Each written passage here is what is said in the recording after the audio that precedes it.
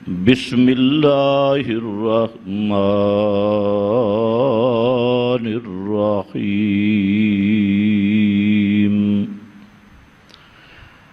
قل للمؤمنین یغضوا من ابصارہم سبحان ربک رب العزت عما یصفون وسلام علی المرسلین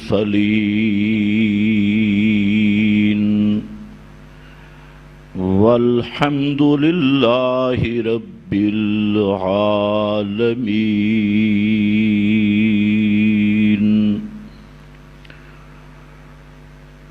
قابل قدر بزرگوں اور بھائیوں، سورۃ نور کے بعض مضامین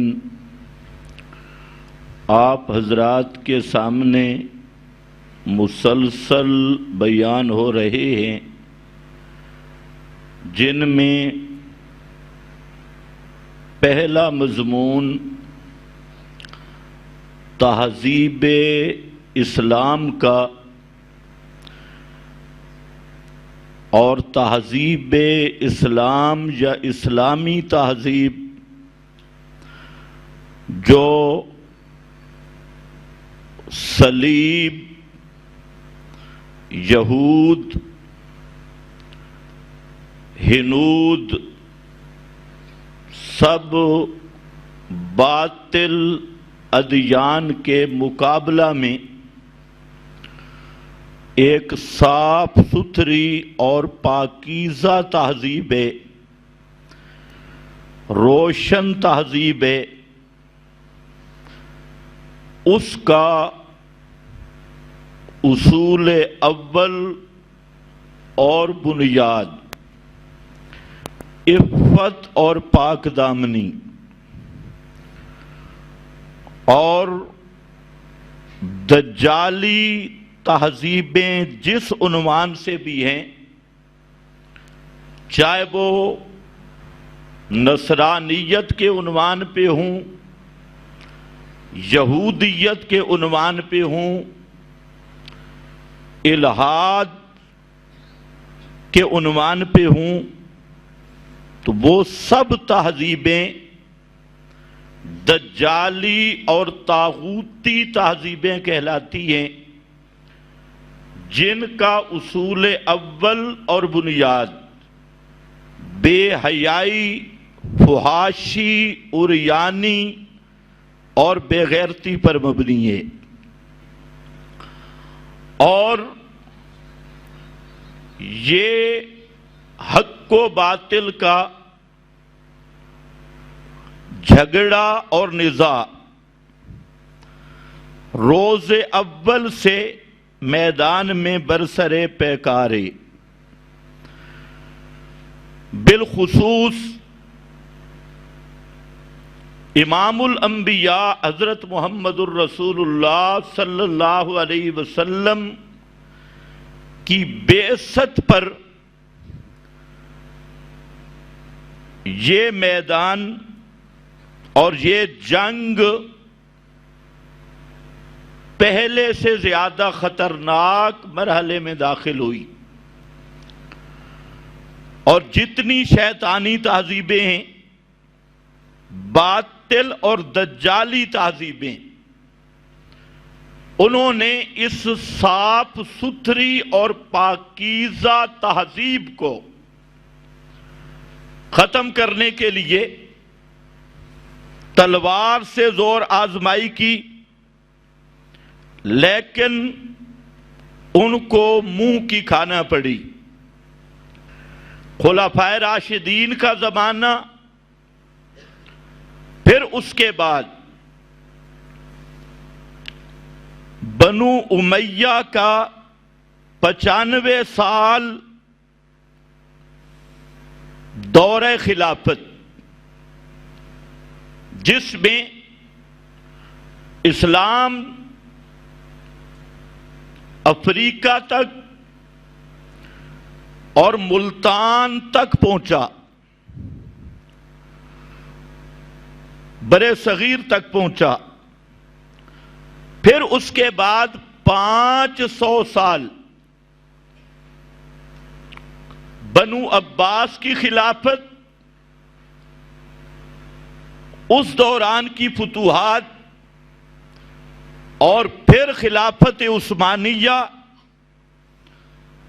500 سال سے زائد عرصہ کی۔ تو اس دوران صلیبی نصرانیت کے علمبردار پے در پے شکستیں کھانے کے بعد ان کا جو ایک نیا رنگ سامنے آیا، وہ مسلمانوں سے معاہدے کر کے اپنی تہذیب کا تسلط،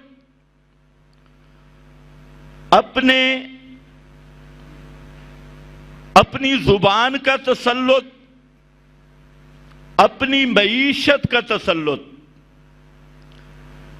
اس میدان میں انہوں نے کام کیا، حتیٰ کہ مسلمانوں میں مختلف انداز میں انہوں نے وہی صلیبی تہذیب کو رواج دیا، دجالی تہذیب کو رواج دیا۔ ورنہ مسلمان اور بے غیرتی یا بے حیائی کا ربط ہی نہیں تھا، جوڑ ہی نہیں تھا۔ تو یہ سب اس مغربی تہذیب نے ذہن بدلے، علم کے نام پر یونیورسٹیاں، کالج اور اپنے سکولز کا نظام قائم کیا، اور اصل میں مغرب کا اور نصرانیت کا ہدف اسلامی تہذیب تھا۔ تو انہوں نے اپنا تعلیمی نظام اس کو بطور اعلی کار کے استعمال کیا، اور پوری دنیا پہ دجالی تہذیب کو مسلط کر دینے کے لیے میڈیا، تعلیمی ادارے اور معاشی مسائل اور زبان، یہ 4 چیزوں کا انہوں نے آسرا لیا۔ زبان اپنی مسلط کی۔ آپ دیکھ لیں، ہم مسلمان ہیں، ہمارا ملک اسلامی ملک ہے، لیکن آپ کے ملک میں انگریزی لازمی مضمون ہے اور عربی اختیاری مضمون ہے۔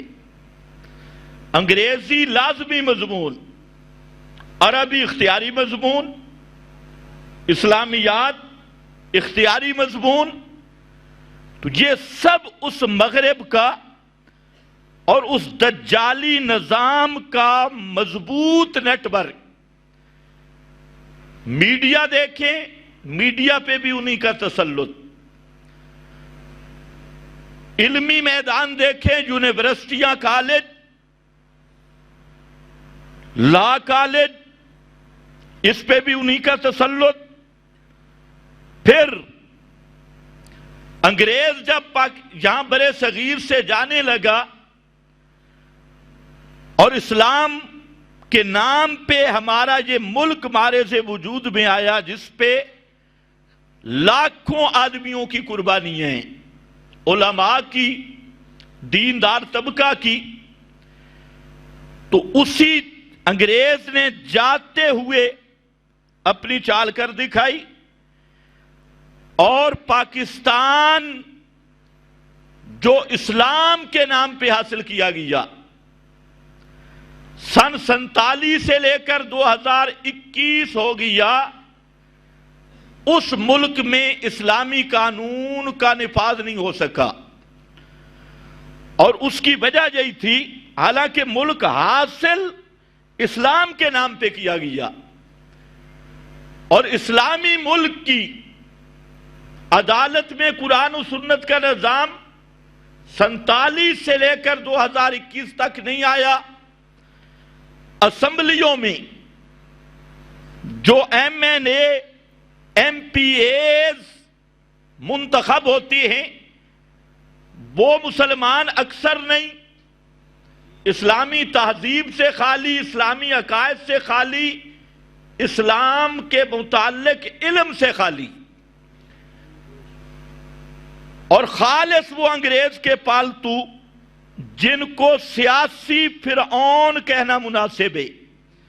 یہ سارے جاگیردار طبقہ جو 1857 کی جنگ آزادی میں جن کے باپ دادا نے انگریز کی وفاداری کی، صلیبیوں کی وفاداری کی، اور مسلمانوں کی پیٹھ میں چھرا گھونپا اور مسلمانوں سے غداری کی، مجاہدین سے غداری کی، تو انگریز نے ان کے نام زمینیں الاٹ کی۔ اور میں پورے چیلنج سے کہتا ہوں کہ سن 47 سے لے کے 2021 تک جو پاکستان کی اسمبلی، مرکزی اسمبلی ہو، مرکزی شورا ہو، بڑی اسمبلی، چھوٹی اسمبلیاں، ان میں جتنے M P As, M N A, وزیر اعظم، صدر اور ذمہ دار یہ طبقہ سیاست کے اس عنوان پہ ہے، یہ سب کے سب وہی سیاسی فرعون ہیں جن کو انگریز نے اس ملک پہ مسلط کیا، اور وہی جاگیرداری نظام ہے۔ یہ جو جمہوریت کرتے ہیں، یہ جمہوریت کے بھی غدار ہیں، اور جو یہ تو الگ بات ہے کہ جمہوریت کی حقیقت کیا ہے، لیکن ہمارے ملک میں جو کچھ ہوا یہ جمہوریت سے بھی غداری، اسلام سے تو غداری ہے ہی ہے، لیکن جمہوری نظام سے بھی غداری کی، اور وہی لوگ، وہی جاگیردار جنہوں نے 1857 میں اہل اسلام کے خلاف غداری کر کے عیسائیوں کا ساتھ دیا، انگریز کا ساتھ دیا، انگریز نے ان کو زمینیں الاٹ کی، وہ جاگیردار بنے، اور بڑی بڑی جاگیریں، زمینیں اور زمیندار، جاگیردارانہ نظام ایک آیا۔ جب وہ جانے لگا تو دھوکہ یہ دیا کہ یہ اسلامی ملک کا نام دے کر ملک کے پس منظر اور ملک کی باغ ڈور اپنے ان پالتو کتوں کے ہاتھ دے دی جن کے والدین، جن کے آباء و اجداد انگریز کے خالص غلام تھے، اور وہ کالے انگریز، وہ گورے چلے گئے، کالوں کو مسلط کیا۔ اور یہی وجہ ہے کہ 47 سے لے کے 2021 تک جس نام پہ ہمارا ملک حاصل کیا گیا وہ کتاب و سنت کے نفاذ کے لیے، اسلام کے نفاذ کے لیے آج تک اس پہ عمل نہیں ہوا۔ اور جب تک یہ جاگیردار طبقہ جو ذہناً انگریز کے اب بھی غلام ہیں، ان کے آباء و اجداد غلام تھے، تو یہ غلام قوم جب تک یہ مسلط رہے گی پاکستان کو یورپ کی چھونی بناتے رہیں گے، اور اسی کا اعلیٰ کار، امریکہ جیسے دہشت گرد کا اعلیٰ کار بن کے رہیں گے، نہ اسلام کی فکر نہ اہل اسلام کی فکر۔ تو آج سب سے زیادہ ہمارے ملک میں اور دیگر اسلامی ملکوں میں اس بے حیائی اور دجالی تہذیب کو عام کیا جا رہا ہے، میڈیا کے ذریعے، کھیلوں کے ذریعے اور زبان کے ذریعے، کلچر کے ذریعے، فیشن کے ذریعے، ہر گند کو مسلمانوں میں لانے کی کوشش کی جا رہی ہے۔ اور اس سب گند کا اولین بنیاد فحاشی، عریانی، بے حیائی یہاں تک پہنچ گئی کہ سڑکوں پہ جلوس آنے لگ گئے، بازاروں میں میلے لگ گئے، تو ان حالات میں اس بات کا سمجھنا ہر مسلمان پہ فرض ہے کہ اسلامی تہذیب کیا کہتی ہے، اور اس وقت یہ دو تہذیبوں کی بڑی جنگ ہے۔ ایک طرف اسلامی تہذیب ہے اور اس کے مقابل دجالی تہذیب ہے، طاغوتی تہذیب ہے۔ سب سے بڑی جنگ ان دو تہذیبوں کی جنگ ہے، جو مولوی بھی نہیں سمجھ رہے اور دیندار طبقہ بھی نہیں سمجھ رہا۔ تو اس کے لیے رہنما اور راہبر اور ہدایت کا اصل مینار وہ کتاب خدا قرآن مقدس ہے، اور قرآن مقدس نے اسلامی الہی تہذیب جو اللہ نے تہذیب دی اس کی پاسبانی قرآن کے ذریعے ہو سکتی ہے۔ تو بہرحال میں نے آپ کے سامنے سورہ نور کے بعض قوانین ذکر کیے۔ ایک بدکار کو سزا دینا تاکہ بے حیائی رک جائے، اس میں بدکاری کی حد ہے، زنا کی حد ذکر کی۔ مقصد ہے کہ بدکاری رکے، بے حیائی رکے، یہ ایک قانون۔ دوسرا قانون ساتھ ہی ذکر کیا کہ مجرم پہ رحم نہ کرو، مجرم جس درجے کا بھی ہو، بدکار وہ رحم کے قابل نہیں، مجرم قابل رحم نہیں، ترس نہ کرو، اس کو کھلے عام سزا دو۔ اور نمبر 3 کہ بدکاروں سے اجتناب کرو۔ الزانیۃ والزانی، جو بدکردار لوگ ہیں، بدکار لوگ ہیں، فحاشی عریانی پھیلانے والے، ان سے دور رہو، ان سے بائیکاٹ رکھو۔ اور پھر چوتھے نمبر پہ بیان کیا کہ بدکاری کی تہمتیں مت لگاؤ، نیک لوگوں کو، پاک لوگوں کو بدنام نہ کرو۔ جو نیک لوگ ہیں، پاک لوگ ہیں، جن کا کوئی قصور نہیں، ان پر غلط تہمتیں مت لگاؤ۔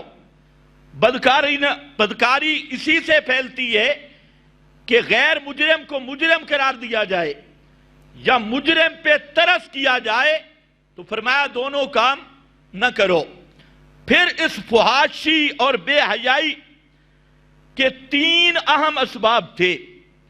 پوری دنیا میں اس کا کوئی فلسفی، منطقی، کوئی اپنے آپ کو حکیم، دانا کہنے والا فحاشی کے اسباب تلاش کرے، چاہے کسی علم سے بھی، تو وہ فحاشی عریانی کے 3 بڑے اسباب ہیں۔ پہلا سبب اختلاط ہے، مردوں اور عورتوں کا بلا ٹوک ایک دوسرے کے پاس آنا جانا، یہ پہلا سبب تھا۔ اور دوسرا سبب غیر محرم عورتوں کی طرف دیکھنا مردوں کا، اور عورتوں کا غیر محرم مردوں کو دیکھنا، اس کو کہتے ہیں النظر، نظر کرنا، دیکھنا۔ یہ دوسرا بڑا سبب ہے معاشرے کے بگاڑ اور بے حیائی کا۔ اور تیسرا سبب ہے کہ جو نکاح کے قابل لوگ ہیں ان کی شادی نہ کرنا اور شادی میں تاخیر کرنا، لڑکیوں کی شادی میں تاخیر کر دینا، یہ بھی بے حیائی کے اسباب میں سے اور زنا کے اسباب میں سے ایک سبب ہے۔ یہ 3 بڑے اسباب تھے۔ پہلے کا نام تھا اختلاط۔ کیا نام تھا؟ اختلاط۔ اختلاط کا معنی رل مل کے رہنا۔ جیسے دجالی تہذیب میں دیکھو، سکول کالج کی بنیاد دیکھو، ایک بینچ پہ لڑکی، ساتھ لڑکا، یہ اختلاط ہے۔ انہوں نے بھی اس کو سمجھا ہے کہ زنا تب پھیلے گی کہ اختلاط ہوگا۔ دفتر میں ملازم ہے تو ساتھ لڑکی ہے، ہسپتال میں ڈاکٹر ہے تو ساتھ لڑکی ہے۔ حالانکہ ہونا یہ چاہیے تھا عورتوں کا نظم الگ، مردوں کا الگ، لیکن سٹاپ میں ایسا اختلاط کیا گیا کہ وہاں پر رہنا بھی مشکل ہے، حیا والے آدمی کا اور کام کرنا بھی مشکل ہے، تو دجالی تہذیب نے ہر مقام پہ اختلاط پہ زور دیا، اور انہوں نے کہا یہ مرد اور عورت یہ زندگی کی گاڑی کے دو پہیے یہ برابر ہیں، یہ دو پہیے جب آئے نا برابر تو یہ اختلاط ہوا، یہ الگ بات ہے، خیر اس میں تبصرہ نہیں کرتا، تو بہرحال یہ بڑی بات ہے، اس کو ذہن میں رکھ لو۔ شریعت نے اختلاط کے مقابل رکھا استیزان، استیزان فرمایا خبردار کسی کے گھر میں داخل نہ ہو، اس کے لیے پھر قانون بیان کیے، لا تدخلوا بیوتا، کسی کے گھر جانا ہو اجازت لینی ہے، سلام کرنا ہے، وہاں اگر صرف عورتیں ہیں پھر نہیں جا سکتے، عورتیں اور بچے ہیں پھر نہیں جا سکتے، اگر وہاں مرد ہے تو اس سے بھی اجازت لے کے جانا ہے، اور اگر وہ اجازت نہ دے خوشی سے واپس آنا ہے، 3 دفعہ تک اجازت لے سکتے ہو، پھر اجازت لینے کے بعد دروازے پہ جم کے نہیں کھڑے ہو سکتے، یہ پورے آداب قرآن نے بیان کیے، وجہ اس کی یہ ہے کہ اختلاط ختم ہو اور غیر محرم عورتیں اور مرد ان کی ملاقات میل جول یہ نہ ہو سکے، تو اس کے مقابل استیزان۔ ان کا سب سے بڑا شیطان کا گر اور دجالی تہذیب کا عنصر بد نظری۔ آپ دیکھیں عام سی چیز کا اشتہار دینا ہو تو فوٹو عورت کا ہے، خبریں دے رہی ہے تو عورت ہے، مرد ختم ہو گئے، لیکن مقصد ہے کہ جب بار بار صوفی صاحب نیک آدمی تو خبریں تو اس نے سننی ہیں، ویسے شاید وہ زیارت نہ کر سکے تو ٹی وی کے سامنے بیٹھ کے خبریں تو سنے گا، تو یہ بد نظری پورے بازاروں میں عورتوں کے فوٹو اور اشتہاروں میں عورتوں کے فوٹو، ٹی وی پر عورتوں کے فوٹو، ہر جگہ پہ یہ فوٹو اور بد نظری، اس کو عام کرنے کے لیے دجالی تہذیب نے پوری محنت کی۔ اس کے مقابل اسلامی تہذیب ہے، اللہ تعالیٰ نے مومنوں کو الگ حکم دیا اور مومنات ایمان والی عورتوں کو الگ حکم دیا، فرمایا قل للمومنین، میرا پیغمبر مومنوں کو فرما دے، مومنین فرمایا مانیں گے وہی جو ایمان والے ہیں، بے ایمان دجال کے پیروکار انہوں نے کب ماننا ہے، جو ایمان والے ہیں ان کو کہہ دے یغضوا من ابصارہم ویحفظوا فروجہم، فرمایا اپنی نگاہیں نیچی کر لیں اور کسی غیر محرم پہ اپنی نگاہ نہ ڈالیں تاکہ بد نظری سے محفوظ رہیں۔ اور یہ بد نظری یہ ایسا ایک زہریلا تیر ہے کہ جب بد نظری ہوتی ہے تو یہ ابتدا اور مقدمۃ الزنا ہے، اور یہی بنیاد بنتی ہے بدکاری کی، تو قرآن نے جڑ سے بدکاری کو اکھیڑ دیا کہ ایمان والے مردوں خبردار تمہاری نظر کسی غیر محرم عورت پہ جائے۔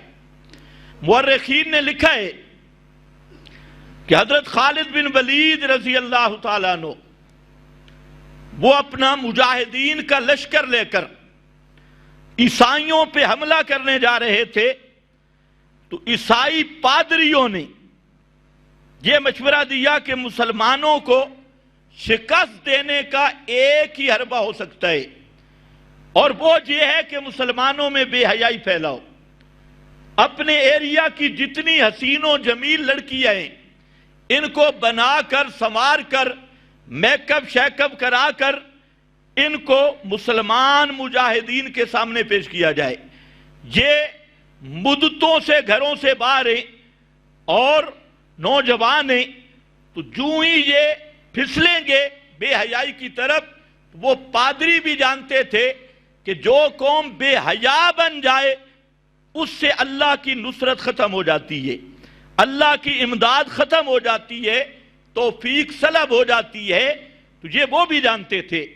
انہوں نے اپنی لڑکیاں جو وہ بن سکتی تھی سب کو سنوار کے پوری ایک شرارت کے تحت مسلمانوں کے سامنے کیا۔ حضرت خالد کو پتہ چلا اور 60,000 کا لشکر تھا، 60,000۔ حضرت خالد نے کوئی لمبی چوڑی تقریر نہیں کی، سب کو جمع کر کے یہی آیت سنائی، قُلْ لِلْمُؤْمِنِينَ يَغُضُّوا مِنْ أَبْصَارِهِمْ، میرے پیغمبر مومنوں کو کہہ دے اپنی نگاہیں پست رکھیں، نیچی رکھیں۔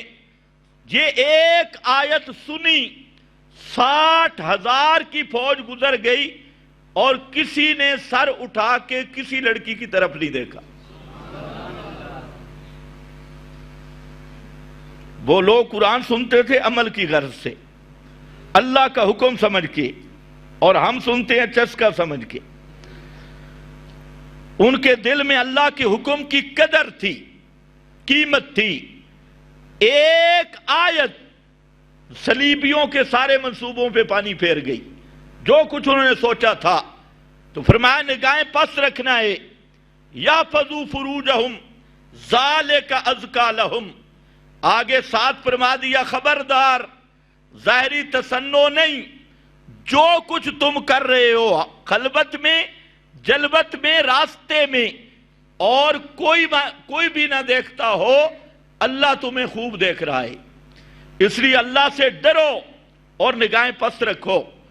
وَقُلْ لِلْمُؤْمِنَاتِ، یہ صرف مومنوں کو نہیں کہا، ایمان والی عورتوں کو کہہ دیجئے، ایمان والی عورتوں کو یغضضن من ابصارہن، اپنی نگاہیں نیچی کر لیں، اور یہ غیر محرم مردوں کی طرف نہ دیکھیں، نگاہیں پس کر دیں۔ وَيَحْفَظْنَ فُرُوجَهُنَّ، اور اپنی شرمگاہوں کی حفاظت کریں۔ وَلَا يُبْدِينَ، آگے شکیں بیان کیے، اور بڑی عجیب شکیں ہیں اگر آپ غور کریں اور آج دجالی تہذیب کو بھی ملاحظہ کریں تو آپ دیکھیں کہ اسلام کا مقابلہ اس وقت کتنی خطرناک تہذیب سے ہے، اور نادانستہ طور پہ اہل اسلام اس تہذیب کا شکار ہو رہے ہیں۔ فرمایا اپنی نگاہیں پس کر لیں، وَلَا يُبْدِينَ زِينَتَهُنَّ، اپنی زینت ظاہر نہ کریں، الا ما ظاہرہ کی بات میں کر چکا ہوں۔ چاہیے تجھے کہ عورت کا قد بھی سامنے نہ آئے کہ اس کا قد کیا ہے، جسامت کیا ہے، لیکن پردے اور برقعے کے نیچے سے قد کا ظاہر ہونا یہ مجبوراً ہے، اسی طرح حرکت کا ظاہر ہونا یہ مجبوراً ہے۔ تو یہ الا ما ظاہرہ سے مستثنیٰ قرار دیا، اور فرمایا کہ اپنے دوپٹے یوں اوڑھیں کہ اپنا اوپر کا پورا حصہ اس پہ دوپٹے آئیں، چادریں آئیں، بِخُمُرِهِنَّ، بڑی چادریں جس کا نام شرعی پردہ اور برقع ہے، وہ برقع پہن لیں اور وہ چادریں ڈال لیں۔ وَلَا يُبْدِينَ زِينَتَهُنَّ، آگے پورا اصول ذکر کیا۔ تو یہاں پر اللہ تعالیٰ نے پورا اصول بیان کر دیا، اور اصول بیان کرنے کے بعد ایک آخری شک ذکر کی، وَلَا يَضْرِبْنَ بِأَرْجُلِهِنَّ، عموماً عورت پاؤں میں زیورات پہنتی تھی، فرمایا اس انداز میں ہوں کہ ان زیورات کی چھنکار کا آواز غیر محرم کے کانوں پہ نہ پڑے، زیور کا آواز غیر محرم تک نہ پہنچے۔ اور آج تو دجالی تہذیب میں ٹی وی پہ گانا ہو رہا ہے، مجروں میں عورت گا رہی ہے اور کہتے ہیں ہم مسلمان ہیں۔ قرآن کہتے ہیں زیور کی آواز نہ پہنچے غیر محرم تک۔ اب یہاں دجالی تہذیب کے کارندے کیا کہتے ہیں؟ مولویوں کا اسلام سخت ہے، ہم مولویوں والا اسلام نہیں مانتے۔ میں نے کہا مولویوں کو گولی مار، قرآن تو مان۔ مولویوں نے جو اپنا خانہ ساز بنایا بالکل نہ مان، لیکن اس کا معنی کیا کرے گا؟ وَلَا يَضْرِبْنَ بِأَرْجُلِهِنَّ، عورت اپنا قدم اٹھائے گی تو زور سے زمین پہ نہیں مارے گی، آہستہ تاکہ قدم اور زیور کی آواز کسی غیر محرم تک نہ پہنچے، اور دجالی تہذیب جہاں عورت ڈانس کر رہی ہے، گلیوں میں ناچ رہی ہے، گانے گا رہی ہے، بے لباس اور عریاں ہو کر پورے معاشرے کو بدنام کر رہی ہے اور خود زنا کی دعوت دے رہی ہے عملاً، تو اس کو کہتے ہیں یہ حقوق نسوائیں۔ اور پی ٹی آئی کے دھرنے میں آئی کھڑی ہے، طاہر القادری کے دھرنے میں، اور عورتوں کو دھرنے میں نعرے لگوائے جا رہے ہیں اور سارے بے حیائی کے کام۔ تو یاد رکھنا بلا یضربن بارجلہن۔ اسی طرح نبی کریم صلی اللہ علیہ وسلم نے فرمایا جو عورت خوشبو لگا کے نکلتی ہے اور عورت کی خوشبو غیر مردوں کے ناک میں جائے تو اس پر جہنم کی وعید سنائی۔ یہ حدیث بھی پہلے میں ذکر کر چکا ہوں۔ تو عورت کے زیورات کی جھلکار یہ سنانا جائز نہیں ہے، اس پر پابندی لگائی۔ یہی وجہ ہے نماز کے مسئلہ میں اگر کوئی گڑبڑ ہوئی تو مرد زبان سے کہے گا سبحان اللہ، کوئی سامنے سے گزر رہا ہے، اور عورت زبان سے سبحان اللہ نہیں کہے گی۔ فرمایا عورت یہ تسبیح کرے گی، زبان سے نہیں۔ تو یہ سارا پردے کا اہتمام کیا، اور اس کا اصل جو عنوان تھا وہ حفاظت نظر، نظروں کی حفاظت کرنا اور بد نظری سے بچنا۔ تو یہ اسلام نے اصول بیان کیا۔ اور ساتھ وَأَنْكِحُوا الْأَيَامَ اور قانون آیا، ایک بہت بڑا سبب جو معاشرے کے بگاڑ کا ہے اور دجالی تہذیب کا اہم رکن ہے، وہ نکاح نہ کرنا۔ نکاح نہ کرنا، اور اس کو ذرا غور سے دیکھنا ہے۔ ابھی وہ خیبر پختونخوا کی ایک کنجری ملالہ، وہ خیبر پختونخوا کی طوائف یہ بکواس کر رہی تھی کہ نکاح کی ضرورت نہیں۔ یہ عالمی ایوارڈ یافتہ ہے، عالمی بے غیرتی کی ایوارڈ یافتہ، وہ بکواس کر رہی تھی کہ فرینڈ شپ، پارٹنر شپ کرنی چاہیے، نکاح کی ضرورت نہیں۔ اور یہ دجالی تہذیب کا ایک سب سے بڑا عنصر ہے کہ نکاح کو مشکل کر دیا گیا اور زنا کو عام کیا گیا، بدکاری کو آسان کرنا اور نکاح کو مشکل کرنا، یہ سب کفار، طاغوت، دجال کی تہذیب کا عنصر ہے۔ جبکہ اسلامی تہذیب میں نکاح کی ترغیب ہے، نکاح کرو۔ اور اس کے لیے نبی کریم صلی اللہ علیہ وسلم نے بہت ساری ترغیبات دی۔ جب نکاح عام ہوگا معاشرہ صاف ستھرا ہوگا اور معاشرہ پاک ہوگا۔ اسی لیے آپ نے فرمایا سب سے بہتر نکاح وہ ہے بابرکت جس میں خرچ تھوڑا ہو۔ لیکن مسلمانوں کو کیا ہو گیا؟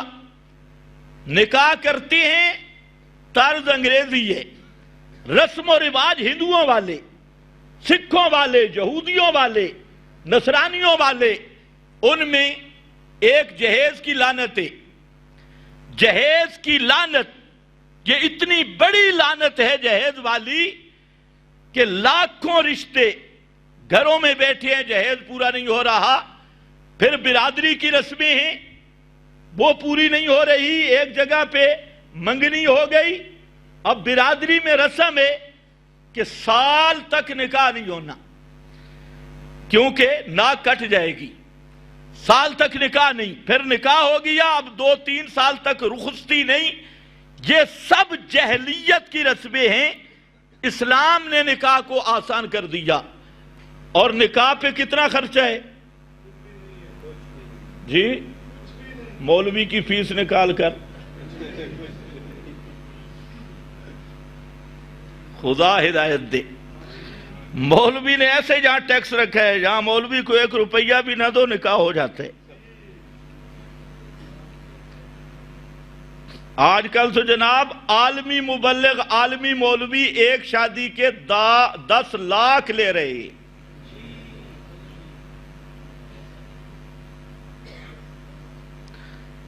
اور ہے بڑے اللہ والے، ایک شادی کا کتنا لے رہے ہیں؟ 10، نہیں سنا آپ نے؟ 10 لاکھ تبرک سمجھ کے۔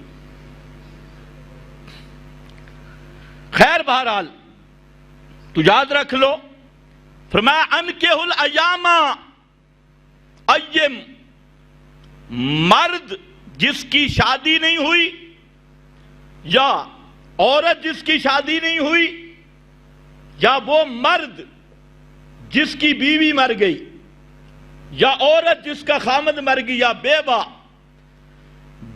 عورت اور بیوہ مرد، ان کی شادی کراؤ۔ انکحوا، معاشرہ تب پاک ہوگا۔ اور آج عورت کا خامد مر گیا، اس کو آگے شادی کرانے کو کیا سمجھتے ہیں؟ بے عزتی۔ یہ جہلیت کی رسم ہے۔ عورت اگر بیوہ ہو گئی اس کی آگے شادی کرا دو۔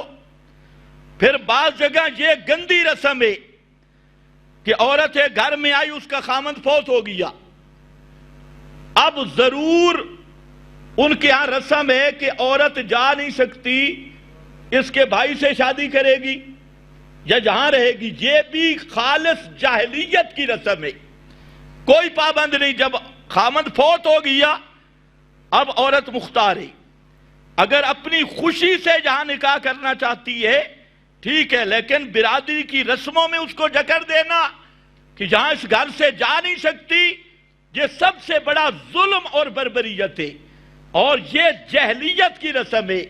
اور عورت کو شریعت نے حق دیا، اگر اس کا خامند مر گیا عدت گزارے گی خامند کے گھر میں 4 مہینے 10 دن، اس کے بعد وہ عورت خود مختار ہے، آگے جہاں چاہے نکاح اس کے اولیاء اور وارث اس کا نکاح کرا سکتے ہیں۔ اس رسم کو بھی توڑنا ضروری ہے۔ اسی طرح خامند مر گیا، اب کہتے ہیں جی اس کے 2-4 بچے ہیں، اگر شادی کرے گی ہماری بدنامی ہوگی۔ تو اب اس سے پوچھو تو کس درجے کا مسلمان ہے؟ قرآن تو کہتے ہیں انکحوا الایام، اور صحابہ کا دور دیکھیں تو وہ اکثر خود نبی کریم علیہ السلام نے بیوہ عورتوں سے شادی کی ہے، بیوہ عورتوں سے شادی کی جن کے خامند فوت ہو گئے تھے۔ تو یہ بیوہ مرد، کوئی مرد بیچارہ وہ بیوہ ہو جائے، بیٹے کہیں گے نہ ابا جی شادی نہیں کرنی، یعنی ابا جی کو ذلیل کرنا ہے، شادی نہیں کروانی، یہ وفادار بیٹی ہے۔ تو اس لیے اگر کوئی مرد بیوہ ہو گیا، اس کی بیوی فوت ہو گئی، اس کو شادی کراؤ، آڑ نہ بنو۔ عورت کا خامند فوت ہو گیا، انکحوا، اس کی شادی کرواؤ۔ آج لوگ الٹا آڑ بن جاتی ہیں اور اس کو عیب سمجھتی ہیں۔ اسی طرح خیبر پختونخوان میں بعض چیزیں بڑی اچھی ہیں۔ یہ 14-15 سال کے جب لڑکی لڑکا ہو جائیں کئی علاقوں میں شادی کر دیتی ہیں، یہ اول نمبر کام ہے۔ انکحوا الایام، کسی بالغ کو بغیر شادی کے نہ رہنے دو۔ معاشرہ پاک ہوتا ہے یا نہیں ہوتا؟ پھر خاندانی رسم و رواج شادی میں نہ دیکھو، لڑکا اور لڑکی کی خواہش اور ان کی رضا مطلوب ہے۔ یہ جو آپ جبرن شادی کرتی ہیں، ایک لڑکا ایک جگہ پہ شادی نہیں کرنا چاہتا، والدین اماں جی کہتی ہے ضرور کرنی ہے، نہیں تو میں تو 32 دھاریں نہیں بخشوں گی، دودھ نہیں۔ اب اماں جی نے تو کل فوت ہو جانا ہے، تو بیٹا جی پوری زندگی اس کے گلے میں تو پٹا پڑ گیا۔ اس لیے مہربانی کر کے اتنی بات ضرور ہے کہ لڑکی اور لڑکے کی شادی والدین کروائیں، لیکن مرضی اپنی نہ کریں، ان کی پسند ناپسند بھی معلوم کریں، ان کی رضا عدم رضا بھی معلوم کریں۔ شادی کے معاملہ میں بالکل جبر نہ کریں، رشتہ داریوں کی پابندیاں اور خاندانی پابندیاں نہیں، وہ شادی کوئی عارضی نہیں، پوری زندگی کا کام ہے تو اس پہ چھوڑو۔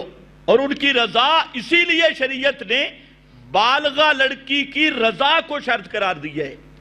اگر لڑکی بالغ ہے، وہ راضی نہیں اور اجازت نہیں دے گی تو نکاح نہیں ہوگا۔ اس چیز کا بھی خیال ہے۔ اسی طرح لڑکا ہے، یہ پابندیاں ختم کرو، انکحوا الایام۔ آج یہ بھی معاشرے کی برائی کا سبب ہے۔ تیسرے نمبر پر شادیوں کو مہنگا نہ کرو۔ یہ جو تم ولیمے کرتے ہو، ولیمہ کو عبادت سمجھو، اور عبادت کس کی رضا کے لیے ہوتی ہے؟ یا ناک رکھنے کے لیے؟ اب آپ خود سوچ لیں، آپ اور ہمارا معاشرہ جو شادیاں کر رہا ہے، اس میں اللہ کو کتنا پوچھتے ہیں؟ پھر برکت بھی نہیں ہوتی۔ بھائی ولیمہ تو سنت ہے، صحابی نے شادی کی تو وہ خوشبو زی جرم ہوتی تھی جو زہر آتی، آج کل تو سینٹ آ گئے اور مادہ والی خوشبو ہے، تو اس نے خوشبو لگائی جو زہر ہو رہی تھی، تو نبی کریم علیہ السلام نے پوچھا یہ کیا ہے؟ تو اس نے کہا یا رسول اللہ میں نے شادی کی ہے۔ اچھا شادی کی ہے تو اولم بلو بشاتن، ولیمہ کر، اگرچہ ایک بکری ہو، ولیمہ کر ایک بکری ہو۔ اور ہماری شادیوں میں کیا ہوتا ہے؟ یہ فخر کر رہا ہے چودھری صاحب اور ملک صاحب اور خان صاحب، زمیندار صاحب، میں نے بیٹے کی شادی کی نا تو 50 لاکھ خرچہ ہو گیا۔ کہتا ہے اچھا جی چودھری صاحب ہیں، دھر لعنت چودھری صاحب ہے، بے ایمانہ چودھری صاحب ہیں، ہندو چودھری صاحب، کس شریعت نے تجھے کہا اس فضول خرچی کا؟ اور تو نے تو دوسروں کے لیے نکاح مشکل بنایا، اب تو 50 لاکھ خرچ کر رہا ہے۔ دوسرا چودھری سوچے گا میں پہلے 50 لاکھ جمع کروں تب شادی کروں، نہیں تو میرا تو ناک کٹ جائے گا، اس کے رشتے رہ گئے، اور یہ بے ایمان اپنے ناک کو پھنکارے دے رہا ہے کہ میں نے بڑا خرچہ کیا ہے۔ یہ خرچہ کیا ہے شیطان کی راہ میں، طاغوت کی راہ میں، اور اس خرچے کا تجھے نقصان ہے، تجھے شریعت نے اس کا پابند نہیں کیا۔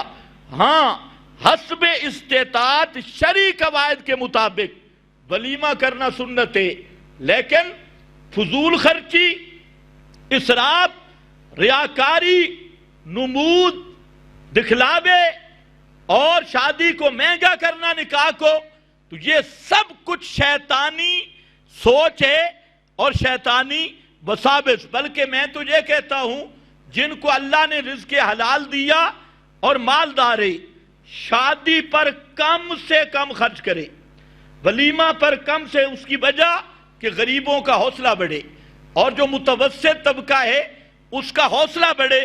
تو ان جو مالدار چودھری ہیں انہوں نے شادیوں کو اتنا مشکل کر دیا کہ ہر آدمی سوچنے پہ مجبور ہے، اور انہوں نے سمجھا جب تک اتنے پیسے نہ ہوں تو شادی نہیں ہوگی۔ تو یاد رکھ لو ولیمہ کے لیے بکری بھی ضروری نہیں، چائے پلا دو، اور سارے جہان کو بلانا ضروری نہیں۔ کئی جو ہمارے مخلص ساتھی ہوتی ہیں قریبی، تو میں ان کی شادیوں پہ نہیں جاتا،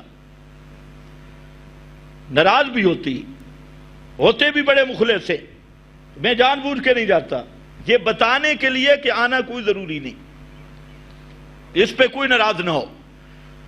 صحابی نے شادی کی، پیغمبر کو نہیں بلایا، آپ کو پتہ ہی نہیں کس کی شادی ہوئی ہے، یہ رسمیں تو تم نے بنا ڈالی کہ ہمیں پوچھا نہیں جی، ہمیں دعوت نہیں دی جی، ہمارے برادری کو نہیں پوچھا جی، ہمارے پاس نائی نہیں آیا جی، ہمارے پاس کارڈ نہیں آیا جی۔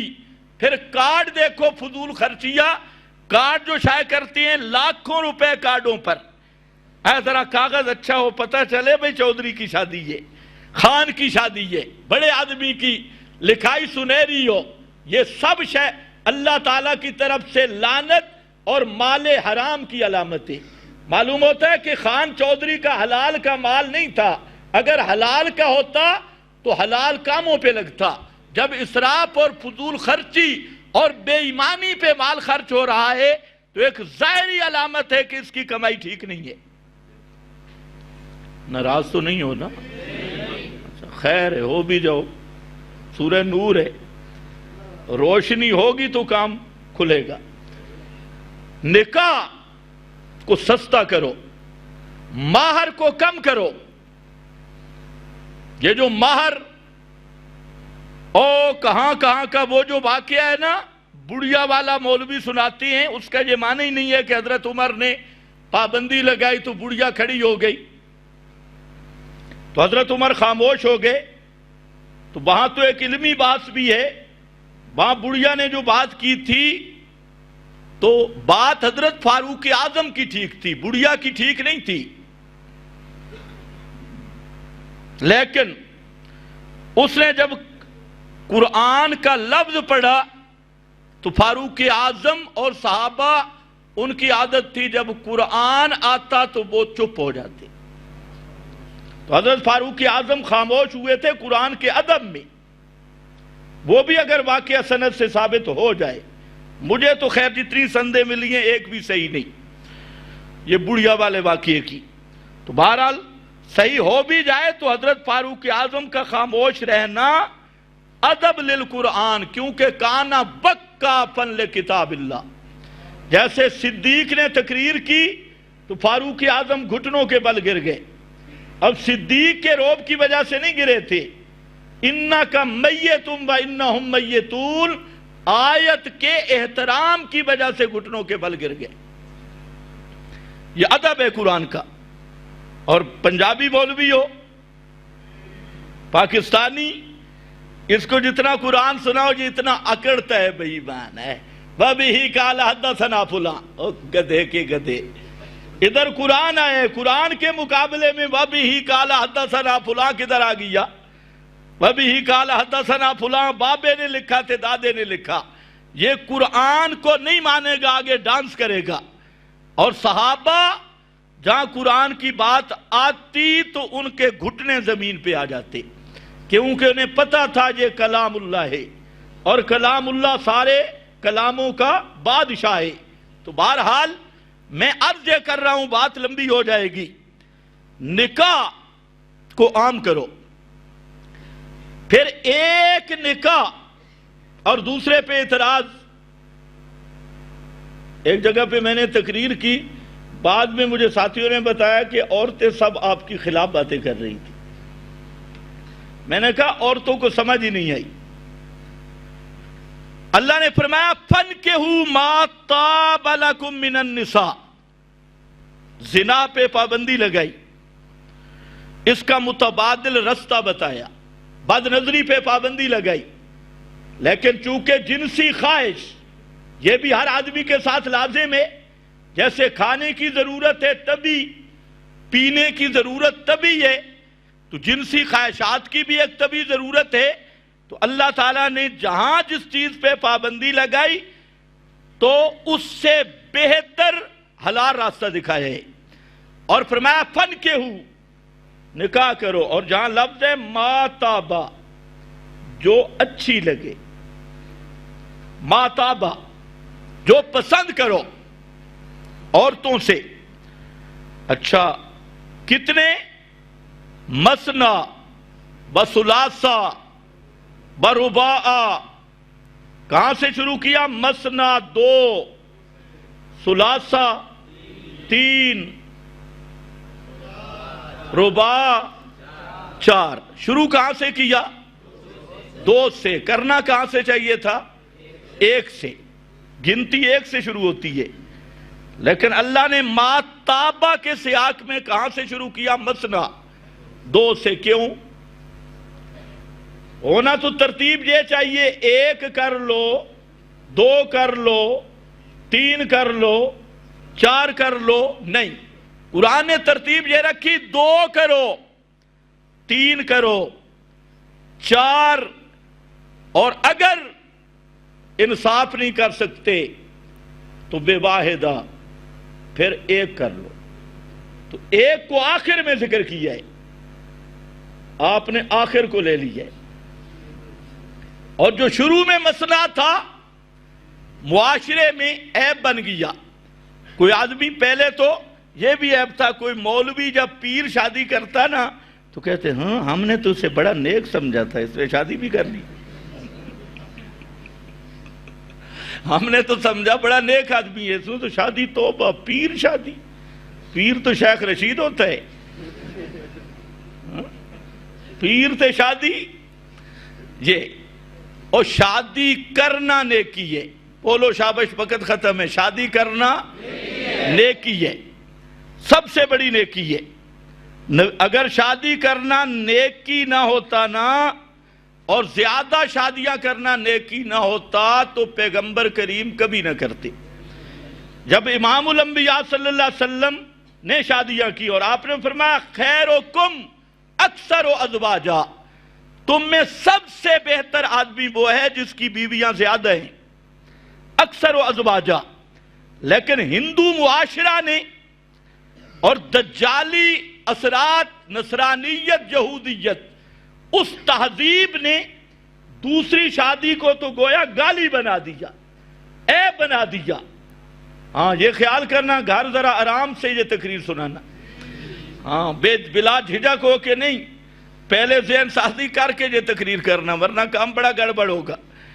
تو دو شادیاں، تین، چار. اس کی وجہ یہ ہے کہ جب آدمی کا پیٹ بھرا ہو تو وہ کسی کے کھانے کی طرف للچائی نظریں نہیں دیکھتا.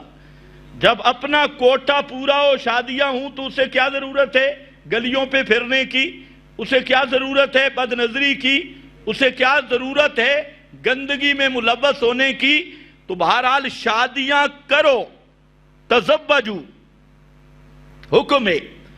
اور آپ نے فرمایا وہ جو 3 آدمی تھے، ایک نے کہا میں نکاح نہیں کروں گا، تو آپ نے فرمایا کہ نکاح کرنا میری سنت سے. میں مطلب کیا ہے کہ میں اللہ سے سب سے زیادہ ڈرنے والا ہوں، اتقاکم اخشاکم. لیکن میں نے شادیاں کی ہیں اور میں رات کو سوتا بھی ہوں، جاگتا بھی ہوں، روزے بھی رکھتا ہوں، افطار بھی کرتا ہوں. خبردار، من رغب عن سنتی فلیس منی، جو میری سنت سے منہ موڑے گا اس کا میرے ساتھ کوئی تعلق نہیں. تو نکاح پیغمبر کی سنت ہے، اس کو رواج دو، صرف تقریر نہ سنو. اور یہ نہیں کہہ رہا کہ آگے اللہ تعالیٰ نے اس کی وجہ بیان کی. فرمایا انکحوا الایام، غیر شادی شدہ کمواروں بیواؤں کا نکاح کرو، نکاح کرا کے دو. والصالحین من عبادکم، اسی طرح جو تمہارے غلام لونڈیاں وہ نکاح کی صلاحیت رکھتی ہیں ان کو بھی نکاح کراؤ. یا اللہ ہمارے پاس تو چیز ہی کوئی نہیں. سوال ہے کہ نکاح کیسے کریں، نہ کھانے کی کوئی چیز نہ پینے کی. اب ذرا نسخہ دیکھنا ہے قرآن کا. ایک سوال تھا کہ نکاح کریں گے، کھائیں گے کہاں سے، بچوں کا پیٹ کہاں سے پالیں گے، بیوی کے پیٹ کہاں سے پالیں گے. فرمایا این یکونوا فقراء، اگر ہیں یہ فقراء یغنہم اللہ، اللہ ان کو غنی کر دے گا، نکاح سے رزق بڑھ جائے گا. حضرت عبداللہ ابن عباس رضی اللہ تعالیٰ عنہ اس آیت کا معنی کرتے ہیں کہ اللہ نے وعدہ کیا ہے نکاح کرو تمہاری رزق میں بڑھا دوں گا. یغنہم اللہ، ہمت کرو. باقی یہ نہ سوچو کھائے گا کہاں سے، پیے گا کہاں سے. آج رشتہ دیتے وقت بھی لوگ یہی سوچتے ہیں کسی مشرک کو رشتہ دیں گے، بدعتی کو رشتہ دیں گے. اس لیے یاد رکھو کسی مشرک کو رشتہ دیا، بدعتی کو رشتہ دیا، پوری زندگی زنا ہوگا. بیٹی بہن کسی مشرک کے ساتھ نکاح کیا تو ایسے سمجھو کہ کسی خنزیر کے ساتھ اس کو باندھ دی ہے. خنزیر کے ساتھ باندھنا اتنا جرم نہیں جتنا کسی مشرک کے نکاح میں دینا جرم ہے۔ اس لیے اس کا بھی خیال رکھو، اس وقت تمہیں بھی توحید بھول جاتی ہے، پینٹ پتلون پہ نظریں جاتی ہیں، ملازمت پہ جاتی ہیں، زہری میک اپ اور کوٹھیوں پہ جاتی ہیں۔ کسی غریب مواحد کو رشتہ دے دو، بالکل غریب ہو، اللہ کا وعدہ ہے اللہ خود اسے غنی کر دے گا۔ فقراء ہیں، غنی ہو جائیں گے۔ واللہ واسع علیم، اور تمہارے ہاں تنگی ہے، اللہ کے ہاں تو کوئی تنگی نہیں۔ اللہ تو واسع وسعت والا ہے اور علیم ہے، جاننے والا ہے۔ تو پہلا یہ ترغیب دی، آپ بھی نیت کر لیں۔ حدیث میں صاف یہ آتا ہے کہ 3 چیزوں میں کبھی دیر نہ کرنا، کبھی دیر نہ کرنا۔ ان میں ایک چیز ہے جب جنازہ تیار ہو تو دفن میں دیر نہ کرنا۔ آج کل تو مردے کو 3 دن تک ترکاتی تاکہ جنازے کا رش ہو جائے۔ شیطان نے جنازے جیسے اخلاص والی دعا کو بھی ریاکاری کا مرکز بنا دی۔ حالانکہ جنازے والی دعا تو وہ میت اس کا محتاج تھا بیچارہ، اور یہی حق تھا میت کا کہ چند مسلمان مل کے اس کا اخلاص کے ساتھ اللہ کے ہاں اس کے لیے سفارش کریں کہ یا اللہ اس کی بخشش کر دے۔ لیکن آج جنازے کیا بن گئے؟ پوری ریاکاری۔ میت ہے، آج فوت ہوا، 2 دن رکھا ہوا ہے، کیوں؟ بزرگ کا جنازہ ہے، اور بزرگوں سے سنا ہے کہ لمبے جنازے اور بڑے جنازے یہ حقانیت کی دلیل ہیں۔ دور بے ایمانو، صحیح تم نے کام کیا۔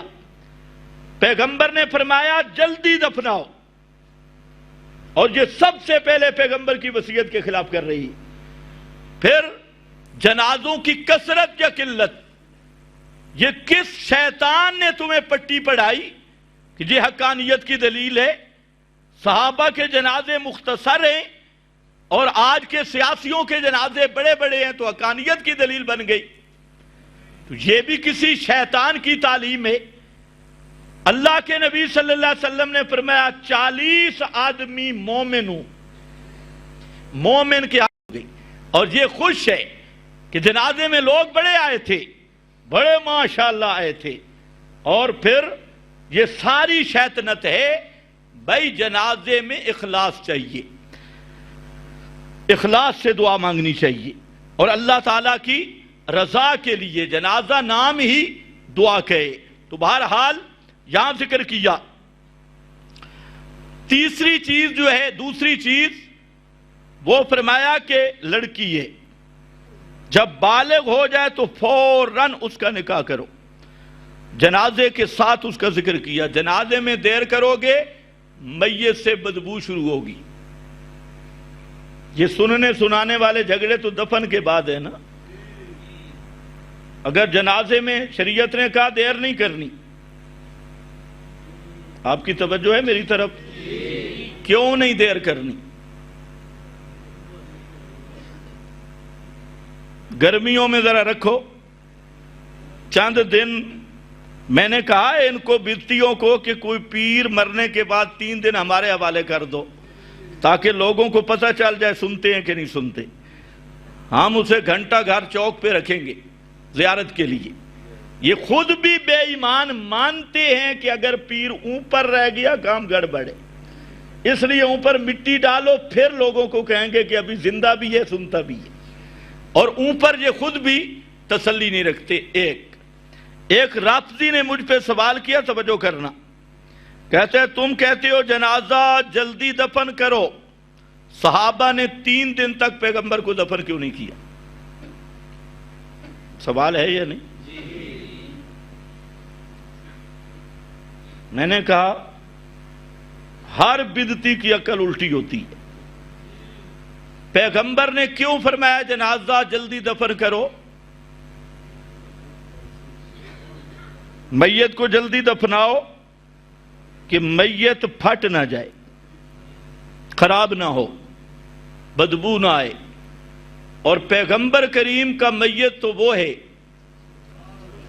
جو قیامت تک بھی اگر دفن نہ ہوتا تو اس میت کے وجود سے اس طرح کی خوشبو تھی کہ جبریل کے جسم سے بھی نہیں آتی.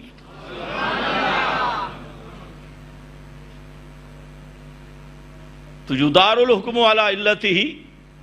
تو خیر بہرحال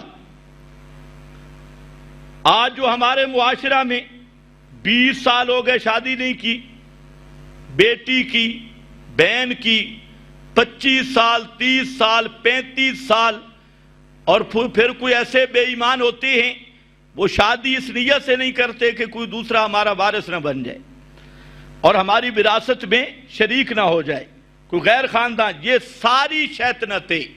اور یہ بوڑھے ہوتے ہیں 40-45 سال کا بوڑھا، یہ دلہا ہے، یہ ادھر قبر کے ساتھ اس کی شادی ہونے والی ہے، اب اس کی ادھر شادی ہو رہی ہے.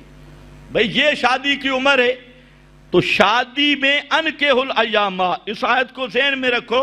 سورہ نور، جتنا جلدی ممکن ہو اپنے بچوں کی شادی کرو، ورنہ ان کے گناہ میں آپ بھی شریک ہوں گے اور معاشرے کے بگاڑ میں آپ بھی شریک ہوں گے. اس لیے انکحوا کا خطاب اولیاء کو کیا ہے اور جو ذمہ دار آدمی ہیں.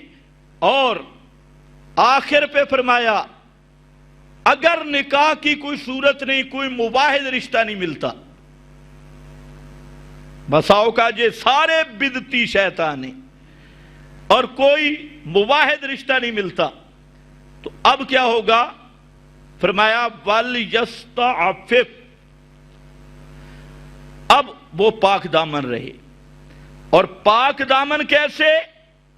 نبی کریم علیہ السلام نے فرمایا کثرت سے روزے رکھے.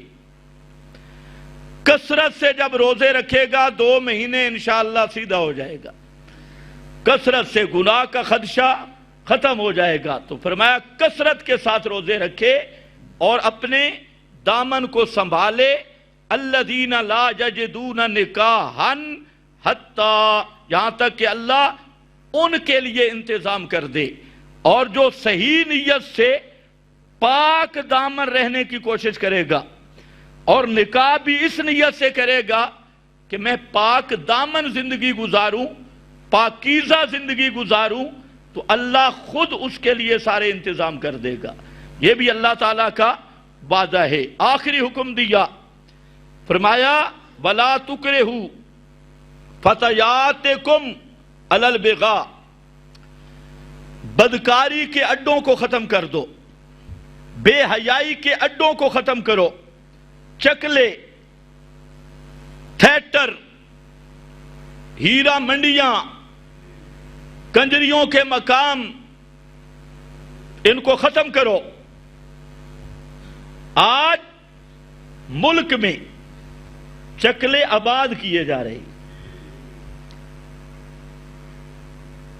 اور آپ کو عجیب بات بتاؤں، اگر آپ تاریخ سے ذوق رکھتی ہیں، یہ جو لاہور کی ہیرا منڈی کا کنجر خانہ ہے، یہ انگریز نے اپنے زمانے میں بند کر دیا تھا. یعنی اتنی بے غیرتی تھی کہ وہ پادری بھی برداشت نہیں کر سکے، اور ان کو اسلامی حکمرانوں نے پھر آباد کیے. اسلامی حکمران، پاکستانی وہی سیاسی فرعون، انہوں نے اس کو آباد کیا. اور ملک کے ہر کونے پر یہ کنجر خانے، کعبہ خانے. ادھر کیا ہم پاکستان کو مدینہ کی ریاست بنائیں گے، مدینہ کی ریاست کا حکم ہے. سارے چکلے ختم کر دو، بدکاری کے اڈے ختم کر دو، بے حیائی کے اڈے ختم کر دو، ہیرا منڈی اور ہیرا منڈی کی پیداوار کو ختم کر دو، اور ملک کو صاف ستھرا کرو. اور یہ کیا کہہ رہے ہیں؟ مدارس ختم کر دو، چکلے آباد کر دو، کعبہ خانے آباد کر دو. یعنی بالکل الٹی سوچ ہے. مسجدیں گرائی جا رہی ہے اور مندر کی تعمیر پہ چیف جسٹس کا نوٹس آ رہا ہے. مندر آباد کرو، مسجدیں گراؤ. کعبہ خانے، زنا کے اڈے ان کو تعمیر کرو، مدارس کو گرا دو، طالب علموں کو، مولویوں کو، اہل دین طبقہ، ان کو ختم کرو، اور جتنے بے غیرتی کے اڈے حکومت کی سرپرستی میں چلتی ہیں اور حکومت کی ایما پہ چلتی ہیں، تو جہاں قرآن کا مسئلہ یہ ہے لا تکرہو فتیاتکم، یہ کام عبداللہ ابن ابی کرتا تھا۔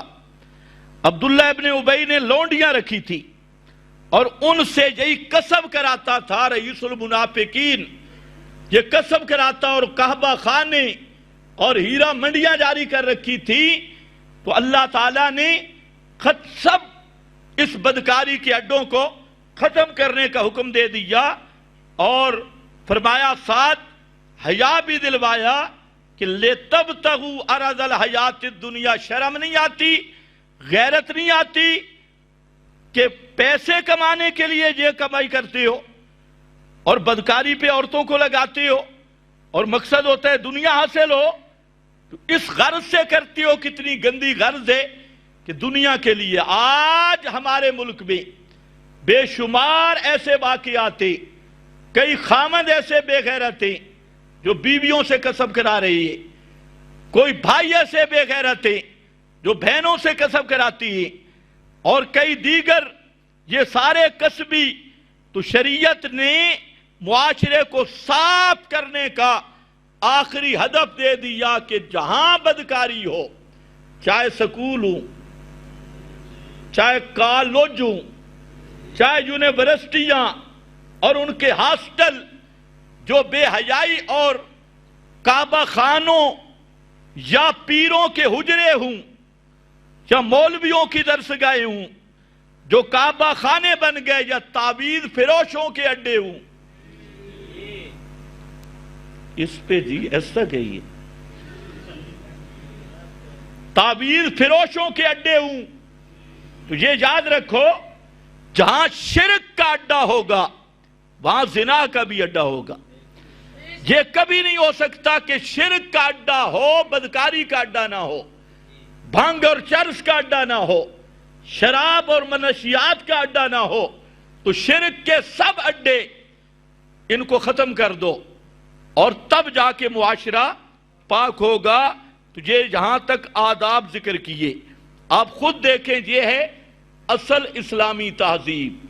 اب فرمایا آداب آگے، لیکن یاد رکھنا اللہ نور السماوات، مسئلہ توحید کو نہیں بھلانا۔ یہ آداب لمبے ہو گئے، تہذیب کو بھی صاف رکھو، عقیدے کو بھی صاف رکھو۔ تو انشاءاللہ آئندہ کام یہاں سے شروع ہوگا، اللہ نور السماوات، یہ خالص مسئلہ توحید کا بیان، اور اس کے بعد پھر ایک مضمون، دو مضمون، فضائل خاندان صدیق کی اور مسئلہ خلافت، یہ دو مضمون اور سورہ نور کے ہوں گے۔ وآخر دعوانا ان الحمدللہ۔